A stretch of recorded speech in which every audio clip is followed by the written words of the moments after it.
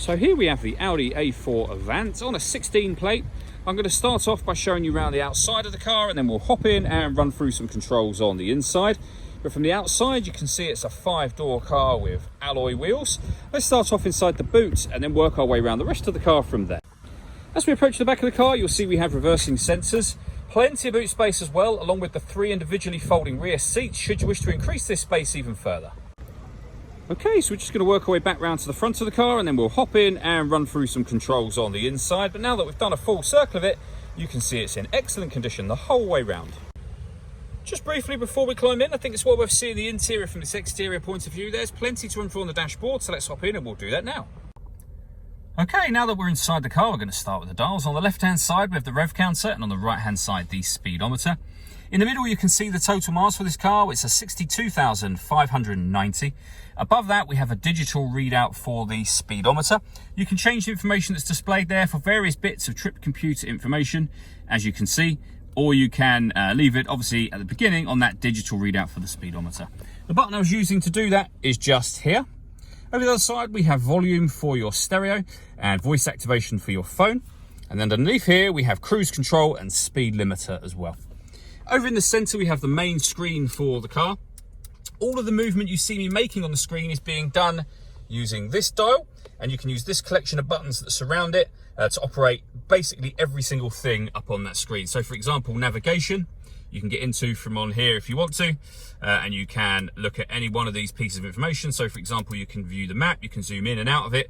Everything can be done from down there. Really nice sat-nav system, incidentally, in this car. You can pair your phone from here.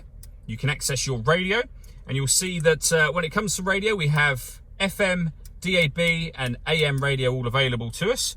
If you want to listen to your own music, you can do. You do that under the media heading just here. And again, there are plenty of ways to listen to your own music as well.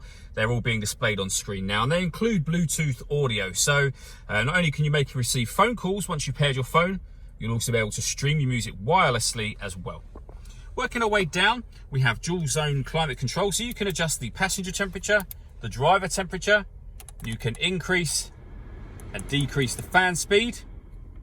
You can set the climate control to various different parts on here. 3-zone means that you have climate control with the front and rear of the vehicle as well.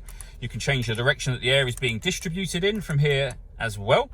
And when you're happy with those settings, the air conditioning is on at the minute. You can turn it to eco or off altogether, or you can hit auto and the car will take control of the fan speed and the direction of the air to maintain the temperature that you've asked for. You can override that by making any manual adjustment, and the same goes for the other side of the car as well. You can override any of those controls. This button here will turn the main screen off. So perhaps for nighttime driving, for example, you can turn off traction control. You can turn off the stop and start. This car's designed to cut out when it's stationary in traffic to save you fuel. That system is off now. And you can change the drive setup for the car. So you can put the car in any one of these modes that you see up on the screen here. Auto is your kind of everyday driving. We have a 12-volt charging socket. This button starts and stops the car.